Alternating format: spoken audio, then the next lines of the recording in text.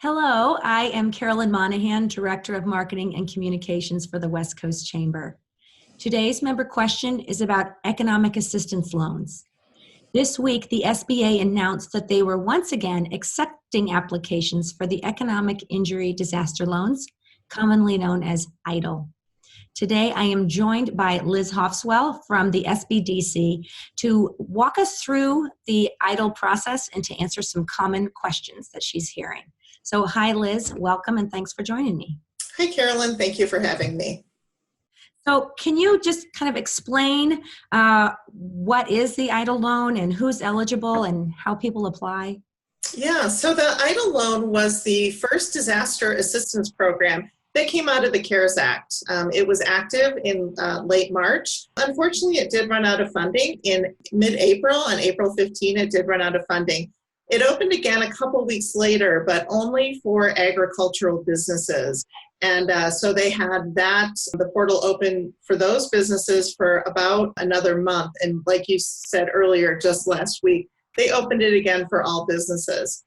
The EIDL loan is a low-interest, long-term loan that is to help the small businesses that are suffering right now to get the capital they need to survive. The terms of the loan are it's 3.75% per year, and there's a 30-year term. No prepayment penalties, no closing costs. You know, it's one of the best loans really that a business can get at this point. The loan is directly through the SBA. You apply for it on the SBA website. It's not through a bank. It's directly with the SBA and the Treasury. What can the proceeds of the EIDL loan be used for?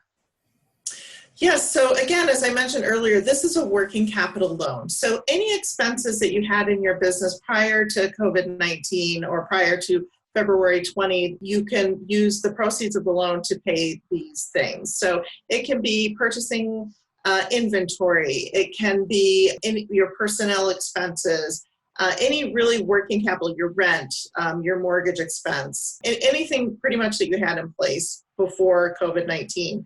It cannot be used for expansion. So for example, if you got a $150,000 EIDL loan, you can't say, oh, I'm going to use that to buy a piece of equipment or buy a building or something like that.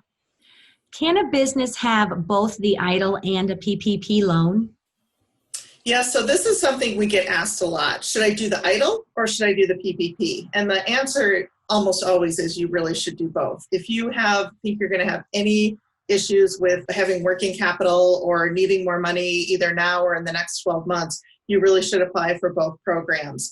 The only issue would be they can't be used for exactly the same thing. So if you get the PPP loan to cover your payroll expenses over an 8-week period, you need to use the EIDL loan proceeds for something else. But definitely apply for both. Money's there. You may as well apply, right? Absolutely. Absolutely. Can you explain what the EIDL advance is, and does that need to be repaid? Yes. So part of the EIDL loan is the EIDL advance. And some people call it a grant because if you receive the advance, you don't have to pay it back. So, and even if you don't get an EIDL loan, you still don't have to pay the advance back.